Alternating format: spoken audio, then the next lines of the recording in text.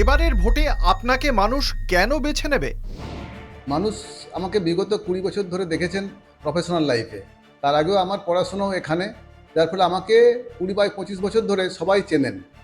তো আমাকে এই লাস্ট 25 বছর ওনারা যেভাবে দেখেছেন, তার আমার সততা, আমার কার্যকলাপ যেমন দেখে ওনাদের মনে হয়েছে, সে অনুযায়ী আমি তো দেখছি প্রচারে গিয়ে যে ওনারা আমার কতখানি ভালোবাসেন। আপনারাও দেখছেন সেটা। আমার তো কোনো আগে তো কোনো রং ছিল না, কোনো রকম যে আমি পলিটিক্যাল ব্যাকগ্রাউন্ড নেই। আমি মানুষের কাছে এখনও সেভাবেই আমার অ্যাপ্রোচ আছে। আমার কাজের জন্য বেছে নেবে। আমি চাষার বেটা, মাঠে থাকতে পছন্দ করি। আমার 4 চাকা গাড়ি, এসি গাড়ি আমার সব সময়তেই থাকে না। বিশেষ কাজে যেতে গেলে আমাকে গাড়িটা ব্যবহার করতে হয়। আমি জন্মলগ্ন থেকেই একটাই সংগঠন বুঝেছি, দেশকে রক্ষা করতে হবে। আমার যশস্বী প্রধানমন্ত্রী বলেছেন, দেশ যদি সুরক্ষিত থাকে তাহলে জনগণ সুরক্ষিত থাকবে। সেই হিসাবে জনগণকে সুরক্ষিত রাখার জন্য আমার যা যা কাজ আমি আজীবন করে যাব। ইভেন আমার যে সপ্তাহ যে দিনটা আসবে সেই দিন হয় পর্যন্ত আমার বুকে থাকবে যে নেশন ফার্স্ট, অতএব জনগণ প্রথমে। আমার সেই জনগণকে 5টা বছর যেভাবে মাথা নত করে দিয়েছি সেইভাবে আমি দিতে থাকবো। সেই জন্যই জনগণ আমাকে পছন্দ করে। এসআইআর কি শাসকের পক্ষে যাবে নাকি বিরোধীদের পক্ষে যাবে? ওনাদের বিপক্ষেই যাবে, কারণ মানুষ এত বয়স্ক মানুষ সাইরেন এসে এখনো ধরুন প্রায় আমরা যা দেখছি হিসেবে 50 লক্ষ মানুষ এখনো তাদের পায়নি। আমি গ্রামে ঘুরতে গিয়ে দেখেছি 2-4 জন মানুষ 70 বছর 80 বছর বয়স কান্নাকাটি করছে, কারণ কি তাদের নামটা বাদ গেছে। এবার তারা কি করবে? তারা কিন্তু যে এতদিন ধরে ভোট দিয়েছে, এত কিছু করেছে, কিন্তু তাদের নাম নেই। তার জন্য আমাদের কিছু, আমরা যে যাবো ওখানে কিছু বলবো, তাদের হয়ে কিছু করবো, সেই ক্ষমতাও আমাদের নেই। তাহলে ওই মানুষগুলো কিন্তু দেখে পুরো গ্রামটাই একটা এফেক্টেড হচ্ছে যে না, এটা যেটা হয়েছে এটা মানুষের পক্ষে যায়নি। রাষ্ট্রকে সুরক্ষা রাখতে গেলে রাজ্যকে সুরক্ষিত হতে হবে। এই রাজ্য সুরক্ষিত নেই।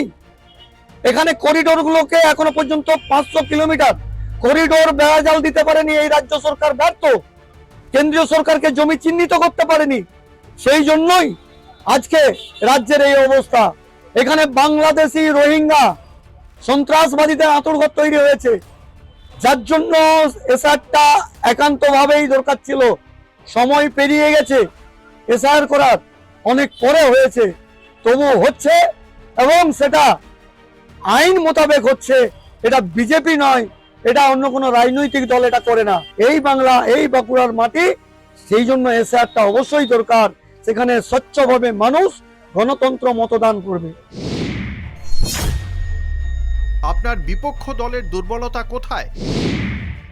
এটা দেখুন, দুর্বলতা আমি কারোর দুর্বলতা বলবো না, এটা আমি তার উল্টোটা বলতে হয় যে আমাদের উন্নয়নটা বলতে হয়।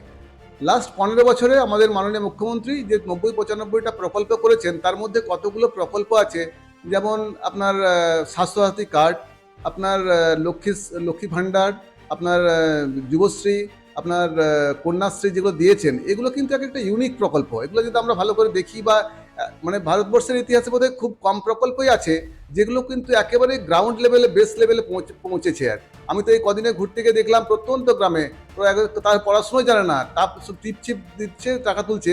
আজকে যেমন গিয়ে মিট করলাম যে একজন টিপ ছাপ হচ্ছে না বলে সে টাকা তুলতে পারছে না, আমাদেরকে বললে কমপ্লেন করলেন। তো এই যে একদম প্রান্তিক লেভেলে পৌঁছে গেছে, এটা তো কি একটা উন্নয়নের বিরাট মাত্রা, যে সবাই কিন্তু একটা কোনো না কোনোভাবে উপকৃত হয়ে আছে।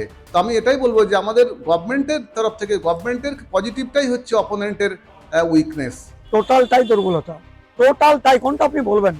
খাদ্য কেলেঙ্কারি, আবাসন কেলেঙ্কারি, স্বচ্ছ পানীয় জল তার কেলেঙ্কারি। যশস্বী প্রধানমন্ত্রী যে গরিব মানুষের কল্যাণ কর্মসূচি নিয়েছেন, 137টা স্বপ্নের প্রকল্প, সবেতেই চুরি চুরি চুরি চুরি চুরি চুরি আর মিথ্যাচার, রাজধানী গুন্ডাবাজি, এইসব চলছে ব্যাপার। কখনো বলছে খেলা হবে, কখনো বলছে রাস্তায় উন্নয়ন দাঁড়িয়ে আছে, কখনো বলছে গুড়ুম গুড়ুম চোরাম চোরাম ঢাকের আওয়াজ। এগুলোটা রাজনৈতিক দলের স্লোগান হতে পারে? গত 5 বছরে এলাকার উন্নয়ন নিয়ে আপনি কি সন্তুষ্ট? দেখুন, উন্নয়নের শেষ নেই। আমি তো বলতেই পারি বাঁকুড়া মেডিকেল কলেজ আছে, বাঁকুড়া মেডিকেল কলেজটা কেন অল ইন্ডিয়া এমসের মতো হলো না? কিন্তু বাঁকুড়া মেডিকেল কলেজে আমরা আগেও দেখেছি, আমরা যখন পড়াশোনা করেছি তখন এখানে মেডিকেল কলেজের সিট ছিল 50টি এমবিবিএস স্টুডেন্টের জন্য, কোনো পোস্ট গ্রাজুয়েশন সিট ছিল না। এখন সেখানে 50টির জায়গায় 200, এবছর 250 সিট হওয়ার কথা আছে। এবং এখানে আমাদের প্রত্যেকটা সাবজেক্টে পোস্ট গ্রাজুয়েশন করা হয়, এর জন্য বাইরে কোথাও যেতে হচ্ছে না। এই আমি রিসেন্টলি লাস্ট উইকে যেটা হয়েছে, এখানে ক্যান্সারের জন্য রেডিওথেরাপি বা এই মেশিনগুলো যে ছিল আগে অত উন্নত মানের ছিল না। 7 কোটি টাকা, কালকে আমার প্রিন্সিপাল স্যারের সঙ্গে কথা হয়েছে, 8 কোটি টাকা দিয়ে একটা রেডিওথেরাপি মেশিন এখানে এসেছে, স্টার্ট হয়েছে, এবং আগামী দিনে আরও ব্র্যাকিথেরাপি শুরু হতে চলেছে। তো এগুলো তো উন্নয়নের একটা স্টেপ। তো উন্নয়ন চলছে, এবং আগামী দিনে আমি তো এসেছি সেই কারণেই যে আমি চেষ্টা করব ওয়েস্ট বেঙ্গলের আমার বাঁকুড়ার হেলথ সিস্টেমকে আর একটু উন্নত করতে পারি। আমি আমার যে ডেভেলপমেন্টের অর্থ 3,30,00,000 টাকা তার এই পুস্তিকা বের করে দিয়েছি, একদম বইয়ের আকারে জনগণের কাছে। মাথা উঁচু করে, কোনো কাটমানি নয়, তোলাবাজি নয়, চিটিংবাজি নয়, কোয়ালিটিফুল জিনিস তৈরি হয়েছে। যান এক একটা প্রজেক্ট দেখে আসুন, আমার একটা প্রজেক্ট দেখে আসুন। জনগণকে বলেছি মাথা নত করে 2021-এর নির্বাচনে যে আমি কথাগুলো বলে এসেছিলাম, মাথা নত করে, যে ভোটকে ভিক্ষে হিসাবে দেবেন না, ভোটটাকে ধার হিসাবে দিন, আর ওই ধারটা যেন কাজ করে আমার শ্রম দিয়ে আপনাদের দরজার সামনে আমি পৌঁছে দিতে পারি, সেটা পৌঁছে দিয়েছি।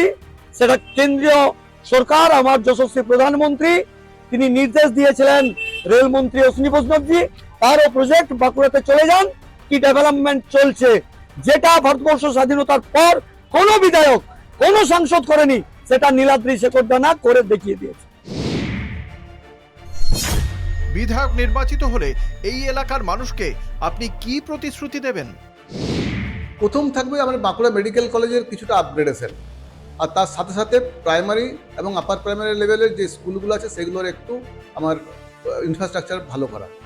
এর জন্য আমি আমাদের মাননীয় মুখ্যমন্ত্রী, আমাদের মাননীয় সাংসদকে আমি রিকোয়েস্ট করব, যদি আমাকে আমার বাঁকুড়ার জন্য কিছু হেল্প করেন। এবারে কতটা করতে পারবো না করবো সেটা তো টাইম বলবে। সরকার তো হচ্ছেই পশ্চিমবাংলায়, প্রত্যেকটি আমার সংকল্প তাদের কাছে মাথা নত করে আমি পৌঁছিয়ে দেবো। সংকল্পপত্র আমার তৈরি হচ্ছে, প্রত্যেকটা বাড়িতে বাড়িতে পৌঁছে যাবে। আবার এটা আমি আপনাকে কথা দিচ্ছি, 5 বছর পর মিলিয়ে নেবেন, যে কথা দিয়েছিলাম করে দিয়েছি। আবার ঠিক এই সংকল্পপত্র যা যা থাকবে ঠিক তাই আমি তৈরি করে দেখিয়ে দেবো।